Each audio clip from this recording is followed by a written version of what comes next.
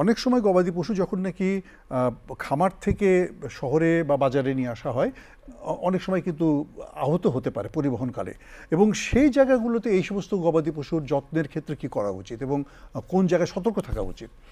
আমাদের এনিমেলগুলো যখন ট্রান্সফার করে ঘুমায় পড়ে অনেক সময় এনিমেলগুলো, এই এনিমেলগুলো চাঙ্গা রাখার জন্য চোখে অনেক সময় মরিচের গুঁড়া দেয়।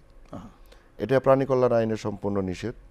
অনেক সময় দেখা যায় যে ছোটো বড় এনিমেল একসাথে ট্রাকের মধ্যে গাদাগাদি করে নিয়ে আসে, যেটা প্রাণী কল্যাণ আইন অনুযায়ী মোটেই সমীচীন নয়। তো এই বিষয়গুলা প্রথমেই মেনটেন করা উচিত যারা এগুলো নিয়ে আসবেন।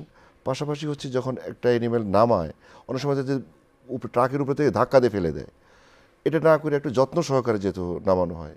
কারণ দেখা যায় যে যে খামারি গরুটাকে লালন পালন করে গ্রাম থেকে যখন এটি নিয়ে আসে, তখন কিন্তু ব্যাপারীরা বা মধ্যস্বত্বভোগীরা নিয়ে আসে, প্রকৃত খামারি কিন্তু নিয়ে আসে না। সো প্রকৃত খামারির ওই গরুর প্রতি যে দরদ, সেই দরদটা কিন্তু এই ব্যাপারীর থাকে না, যার কারণে এখানে প্রাণী কল্যাণ আইনের অনেকটা লঙ্ঘন ঘটে। আমরা সেই জিনিসটাকে অবশ্যই ফলো করি। যদি আহত হয় বাজারে নিয়ে আসার পরে আমাদের মেডিকেল টিম আছে, তাদের সাথে অবশ্যই যোগাযোগ করে আমাদের যে চিকিৎসা সেই চিকিৎসা গ্রহণ করার জন্য আমি খামারিদেরকে যারা এই ব্যবসার সাথে জড়িত তাদেরকে অনুরোধ করব।